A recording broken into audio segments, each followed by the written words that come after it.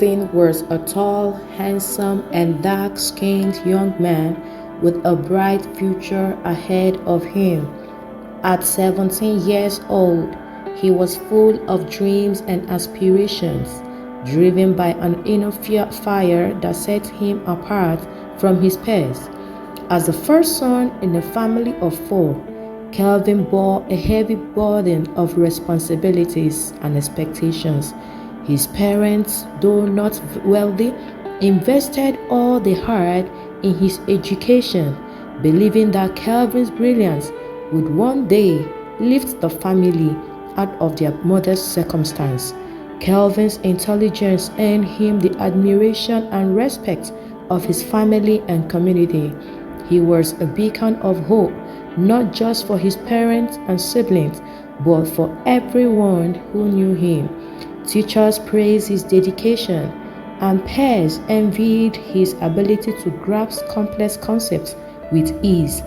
Yet, behind his confident exterior, Kelvin was a young man keenly aware of the pressure on his shoulders. He knew that his family's hope rested heavily on him, and this knowledge both motivated and haunted him. From a young age, Kelvin had been fascinated by the world of science. His dream was to study pharmacology and become a pharmacist, a career that would allow him to combine his love for science with desire to help others. This dream fueled his passion for learning and drove him to excel in his studies. When time came, Kelvin enrolled in the West African Examination Council exam, determined to make his mark. The results were nothing short of spectacular 7 A's and 2 B's, a testament of his hard work and dedication. His parents, overjoyed and proud, did everything they could to support his next step. They scraped together enough money to pay for his joint admission and matriculation exam, which he also passed with flying colors. His outstanding performance earned him admission to the University of Nigeria to study pharmacology, a moment that filled Kelvin with both excitement and relief. Finally, he was on the path of fulfilling his dreams. However, beneath his joy, there was a quiet anxiety. Kelvin knew that his family's financial situation was precarious. He vowed to make the most of this opportunity, not just for himself, but for those who had sacrificed so much for him. Kelvin's arrival at the university was a moment of triumph, but it also marked the beginning of a new chapter in his life, one filled with both promise and peril. His good looks and charm quickly drew people to him, and before long, he had made many friends. Among them were Smart and Cutie, two upper-classmen who were instantly captivated by Kelvin's charisma and intelligence. Smart was a final year student, and Cutie was in his 3rd year. Both were from wealthy, influential families, and they lived a life of luxury that was far beyond anything that Kelvin ever knew. What Kelvin didn't realize was that Smart and Cutie were also deeply involved in a secret world, members of a dangerous cult and heavy users of drugs. Their wealth and power masked the darkness that lurked beneath the surface. In his 1st year, Kelvin was swept off his feet by the lavish of gifts and attention Smart and Cutie showered on him. They bought him expensive clothes, treated him fancy dinners, and introduced him to a world of affluence and ease. For a boy from a humble background, it was intoxicating. Kelvin felt an irresistible pull towards his new lifestyle, even as a small voice in the back of his mind warned him of the dangers. One fateful evening, after a long day of lectures, Kelvin returned to his hostel feeling exhausted and hungry. His major funds had run out and he had nothing to eat. As he was beginning to worry, Cutie appeared, inviting him out to dinner. The offer was too tempting to refuse. Kelvin eagerly accepted, unaware that this night would change his life forever. The dinner was lavish, far beyond anything Kelvin had ever experienced. There was an endless stream of food and drinks. Kelvin indulged in it all, feeling a sense of belonging and euphoria. But as the night wore on, the atmosphere shifted. The casual camaraderie gave way to something more sinister. As the clock struck midnight, Smart and Cutie led Calvin to a secluded room where a group of men waited. The air was thick with tension. Calvin's heart pounded in his chest as he realized that this was no ordinary gathering. Before he could react, he was surrounded and the initiation began. The ritual was terrifying, a dark ceremony that left Kelvin shaken and confused. In a daze, he was forced to take a cocktail of drugs, cocaine, marijuana, and more. The substance coursed through his veins, making him feel invisible, yet deeply unsettled. By the end of the night, Kelvin had been initiated into the court, his life forever altered by the venom of the Cobra he had unwittingly embraced. The following weeks saw a drastic change in Kelvin. The once disciplined and focused student became unrecognizable. The drugs that had been introduced to him that night became a regular part of his life, and with them came a whole lot of destructive behaviors. Kelvin began to skip classes, staying out late at night, and indulging in wild parties. His once promising academic record began to suffer, but he was too caught up in his new lifestyle to care. Kelvin's health deteriorated rapidly. The drugs took their toll on his body and mind, leaving him groggy and restless. He became involved in criminal activities, often getting into fights and being arrested. The police knew him by name, as did the hospital staff who treated him for various injuries and ailments. His parents, worried by lack of communication, decided to visit him at school. They arrived. They were shocked by what they found. Kelvin, once the pride of the family, was a shadow of his former self. His eyes were hollow, his body emaciated, and his spirit broken. Fearing the worst, they rushed him to the hospital, where doctors overworked frantically to stabilize him.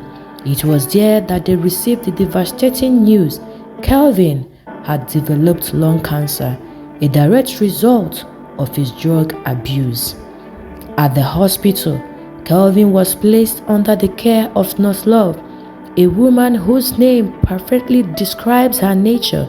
She was empathetic, caring, and deeply spiritual. Nurse Love has seen many patients in their states, but something about Kelvin touched her heart. She dedicated herself to his care, not just physically, but emotionally and spiritually.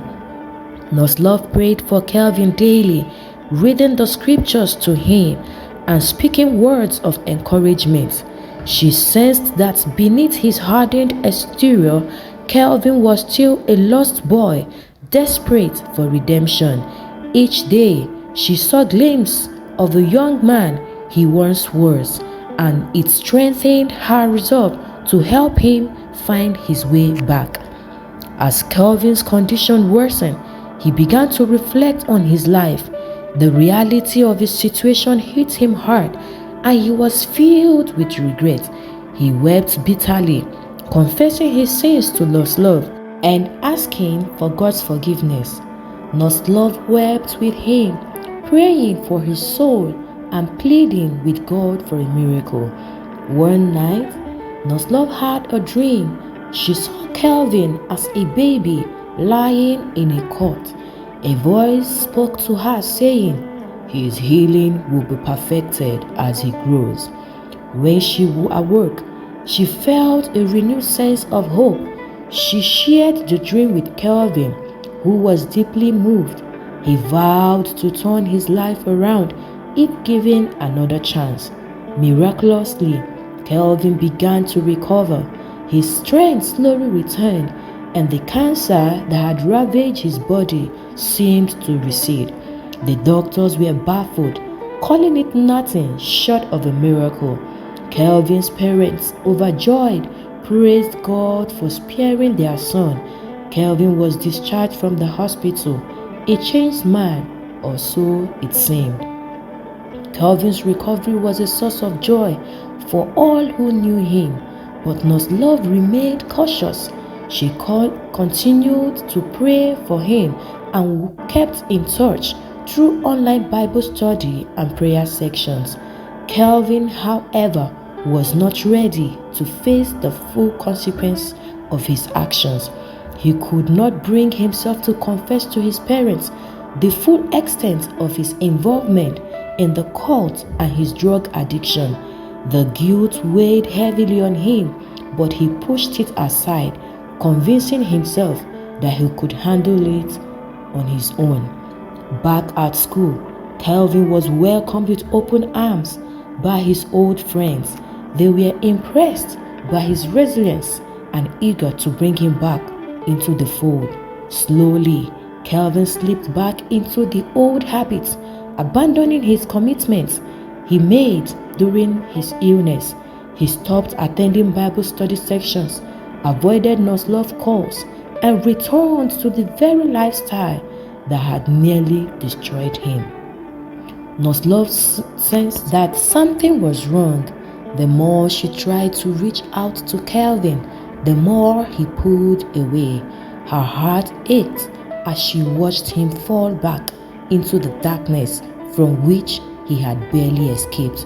She had another dream, this time more ominous. She saw a baby be stolen from her arms, and when she woke, she knew that danger was looming.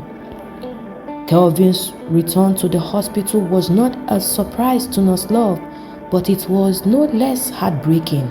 This time, his condition was far worse. The cancer had spread and his body was failing. The doctors did everything they could, but Kelvin was too weak.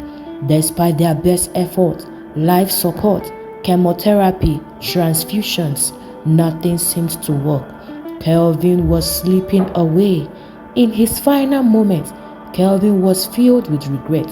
He realized he had squandered the second chance, and all he could utter were the words, "I'm sorry." He wished he could tell his parents to explain and seek their forgiveness, but it was too late. The Cobra had struck once more, and this time there was no escape. The Cobra's venom is a deadly cocktail finely tuned by evolution to immobilize and kill its prey with stunning efficiency. Just a single bite from a cobra can deliver enough venom to kill multiple human organs. The venoms work by attacking the nervous system, causing paralysis within minutes. As it spreads through the bloodstream, the victim's muscles seize up, including those that control breathing. The cobra's fang, sharp and hollow, injects its potent venom deep into the prey, ensuring a swift and inescapable end. Yet, the cobra's venom is not just a weapon, a stark reminder of cobra's raw and relentless power. Kelvin passed away, leaving behind a trail of broken dreams and shattered hearts. His story became a cautionary tale, a reminder of the dangers of straying from one's path and the tragic consequences of falling into the wrong crowd.